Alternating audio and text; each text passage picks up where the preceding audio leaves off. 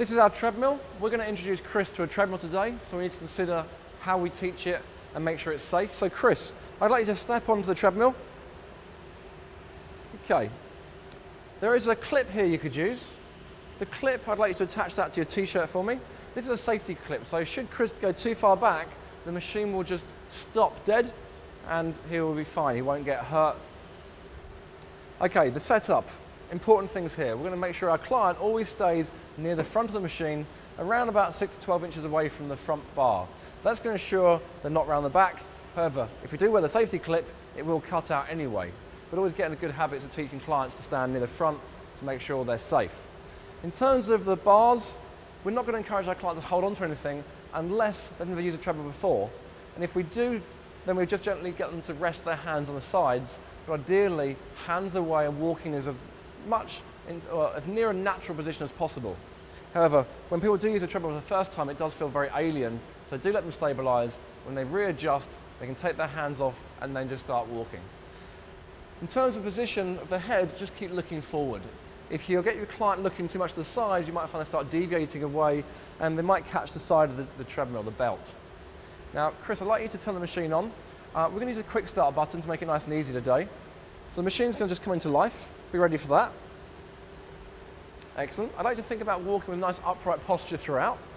And you've got the plus and minus button there for the speed. So we'll just bring it to a comfortable walking pace, a pace where you feel comfortable. Now, obviously today, we're just going to teach you the way to set the machine up, the coaching points, but you obviously progress your client into a more intense workout depending on their needs and their current physical condition.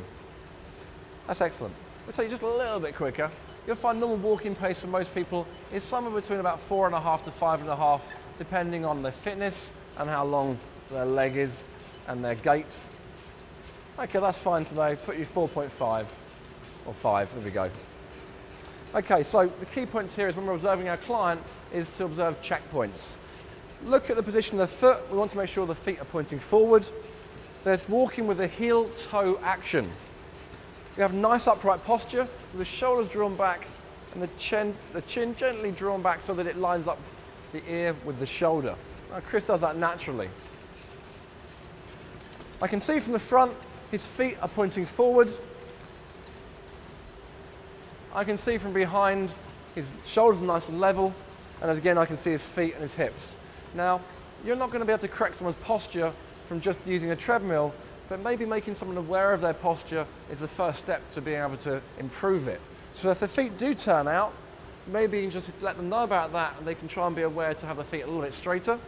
Just the same if they have a shoulder elevated, if their head is forward, or they just generally have poor posture, try and correct them, give them some feedback, and just make them aware of it, that they can just take it on board. Chris, how's that feeling? Yeah, good. Feels natural? Yeah. Okay. Once our client feels comfortable on the treadmill, we're then free to progress into more of a workout. Okay. When we come off the machine, it's important that we slow down. Now, we're going to presume at this point Chris has had a nice workout, he's got hot and sweaty.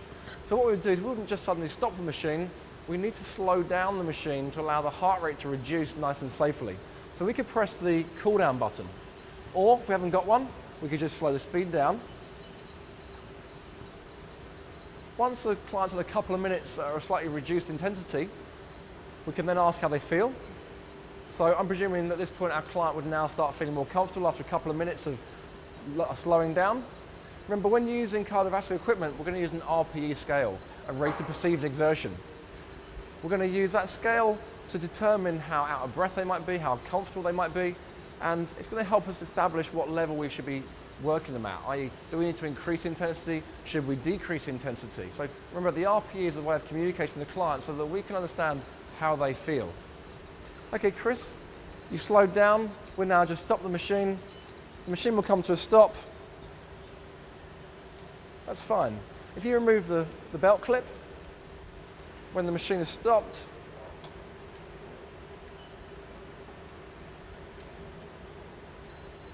excellent. Okay, if you come off around the side, so that's teaching our client how to use a treadmill.